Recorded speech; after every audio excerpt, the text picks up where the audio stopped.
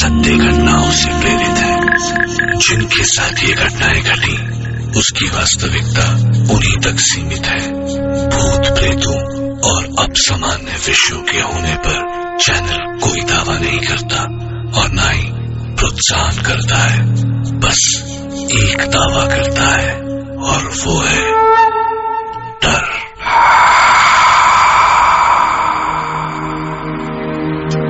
क्या आप कभी भीड़ में कुछ पलों के लिए किसी अपने से बिछड़े हैं?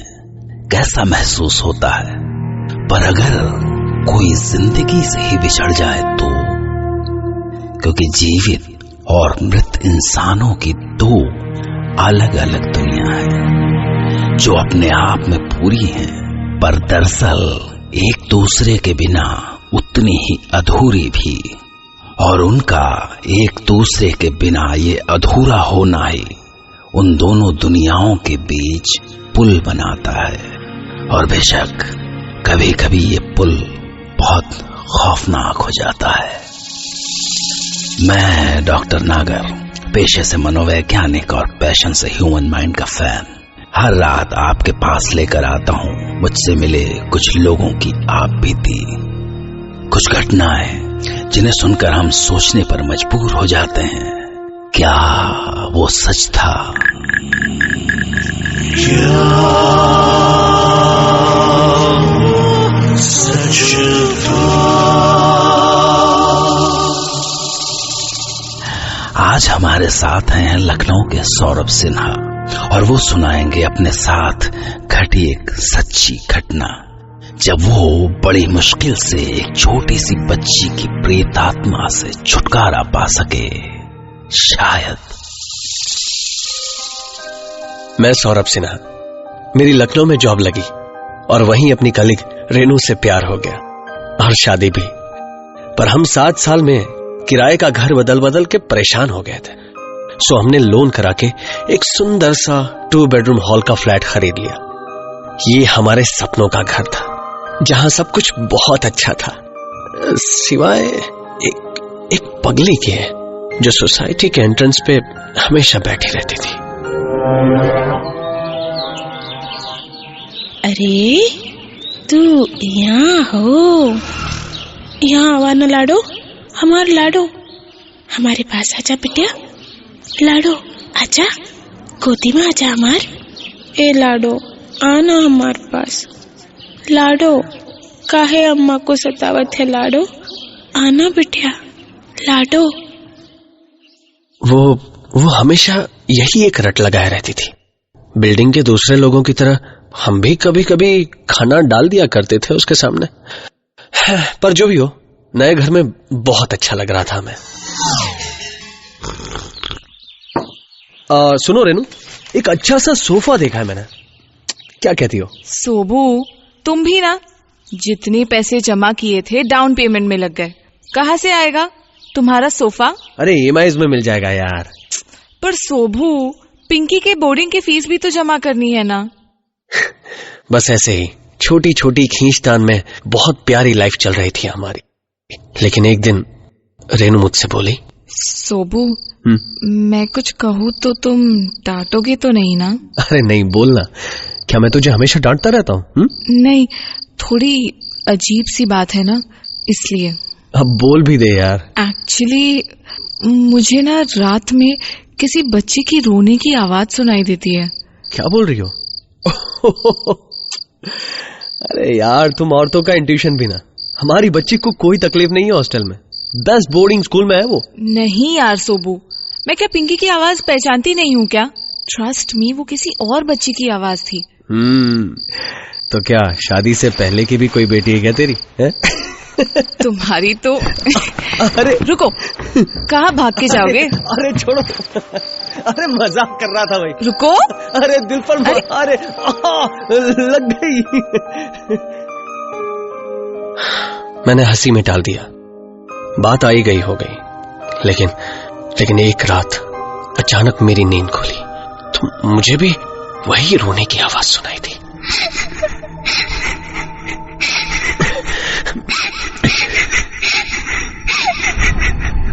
मैं झटके से बिस्तर से उठ गया।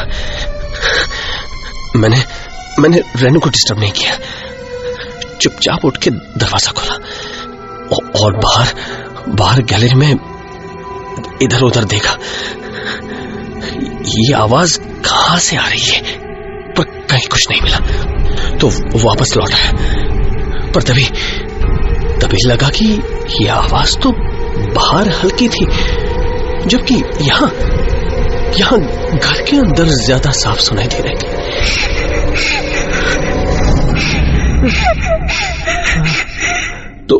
तो रेनू सही कह रही थी।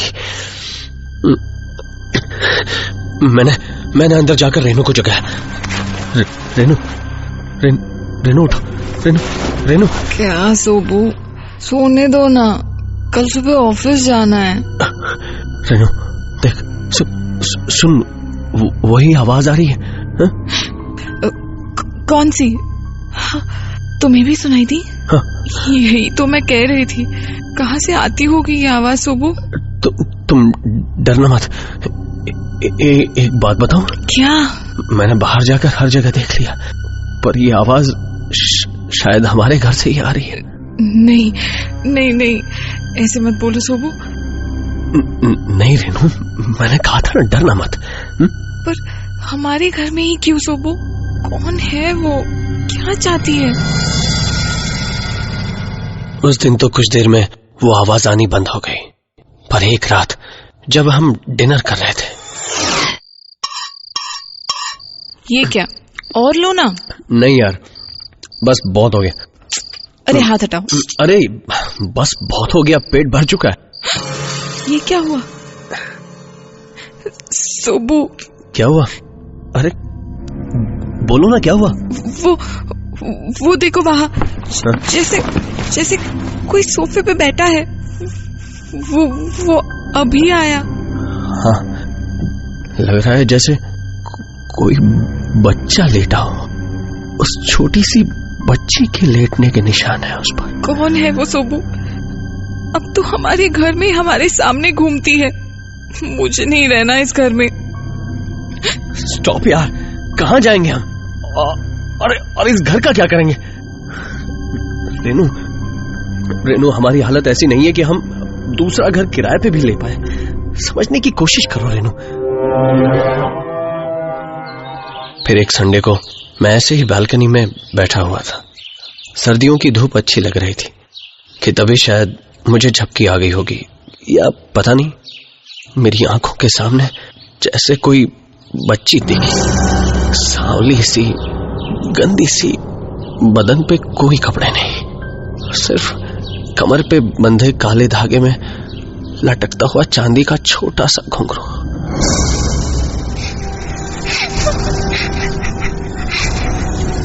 अम्मा, अम्मा, अम्मा, अम्मा। सोबू? क्या हुआ सोबू? सोबू क्या हुआ?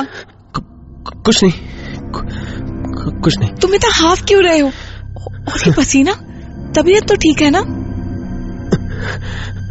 टेल मी सोबू। इट्स ओके, ऐसी कोई बात नहीं है।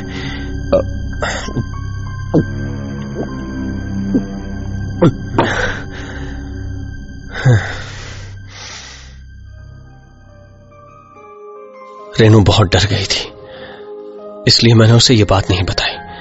पर इसके बाद तो मुझे वो सपना यहां वहां बैठते बैठते हर जगह दिखने लगा। मतलब कभी भी, खुली आंखों से भी। घर की आबोहवा ऐसी भारी हो गई थी कि कभी कभी तो सांस लेना भी मुश्किल हो जाता था। और ये सब एक छोटी सी बच्ची कर रही थी। पर मैं करता भी क्या। फिर एक दिन ओझा भी बुलवाया।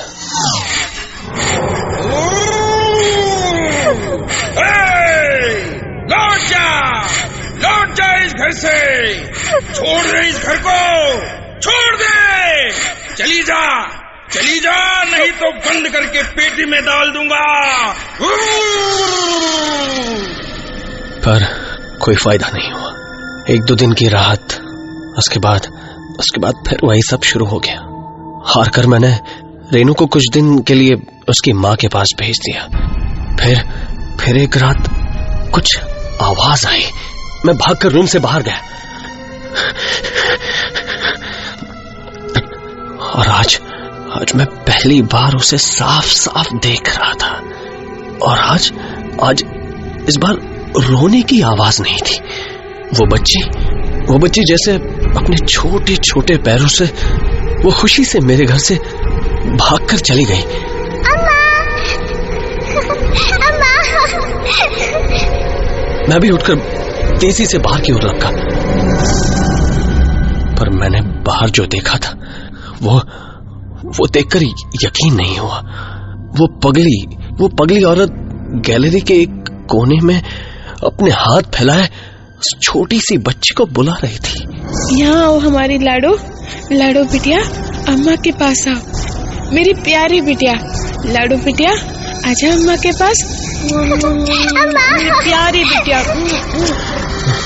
और वो बच्ची भागती हुई गई और उसकी गोद में समा गई। ये कोई सपना तो नहीं था। वो पगली एक जिंदा औरत उस बच्चे को गोद में कैसे उठा सकती थी? लाडो बिटिया, मेरी प्यारी बिटिया। और फिर वो सीढ़ियों से सीधी ऊपर चली गई। जाने क्यों, पर उस रात मुझे बहुत चैन की नींद आई। बहुत दिनों बाद मैं चैन से सोया। और जब मैं सुबह उठा तो नीचे से लोगों की आवाजें आ रही थी। मैं नीचे उतरा और उस भीड़ के बीच रास्ता बनाकर आगे बढ़ा तो सामने वो पगली औरत पड़ी थी, बिल्कुल शांत।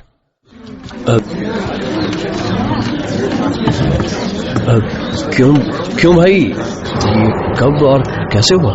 सुबह निकला तो देखा यहाँ पड़ी हुई थी। रात में शायद ठंड में मर गई होगी। ये सब जो मैंने देखा था सुबह और रात को, उससे मेरा दिमाग चकरा गया था। पर शाम को मेरी पास की ही ए ब्लॉक की बिल्डिंग में एक बुजुर्ग से बात हुई। वो बहुत वक्त से वहां रहते थे। कौन थी ये पगली, जानते हैं आप? मजदूर थी। जब यहाँ काम चल रहा था CD और E ब्लॉक का, तो बहुत सारे बिलासपुरी लेबर काम कर रहे थे इस साइट पे। उन्हीं में से एक थी इसकी एक छोटी सी बच्ची गड्ढे में गिर के मर गई थी। अरे कैसे हुआ था ये? अपनी ही माँ के आंखों के सामने। उस वक्त उसकी माँ बिल्डिंग में काफी ऊपर चढ़ी हुई थी, काम कर रही थी। तब यहाँ काफी सुनसान रहता था। आसपास जंगल झाड़ियां सी थी। मैं यहीं इस बालकनी के बाहर देख रहा था। मैंने देखा वो बच्ची रोती रोती अपनी माँ को ढूंढती हुई जा रही थी। अम्मा, अम्मा, अम्मा,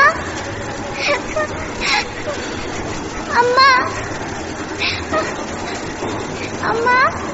तभी वो अचानक गड्ढे की ओर मुड़ गई। मैं चिल्लाया, अरे कोई है उधर? अरे वो बच्ची गिर जाएगी। पर दूसरी ओर चूंकि काम चल रहा था कंस्ट्रक्शन का, तो किसी को मेरी आवाज सुनाई भी नहीं दी।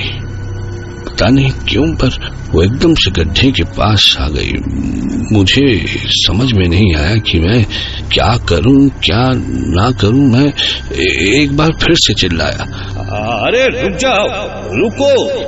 पर वो तो बढ़ती ही जा रही थी। अम्मा। तभी उसका पांव फिसला और वो गड्ढे में जा गिरी। काफी पानी था उस गड्ढे में।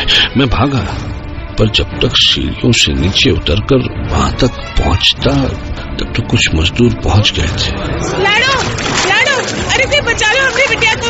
लाडो, लाडो, लाडो, अम्मा आ रही है। लाडो, लाडो, कोई बचा लो बिटिया को। कोई बचा लो हमारी बिटिया को। लाडो, लाडो। अरे रस्सी डाल, अरे रस्सी डालो वहां से। कस के पकड़ा। हाली कर, अरे उतना हिलता ही नहीं। यहाँ लेटाए दो। पर जब तक उस बच्ची को निकाला तब तक वो बच्ची मर चुकी थी। हाय रे लाडो, मेरी बिटिया, मेरी लाडो बिटिया, कोई नहीं बचाया उससे।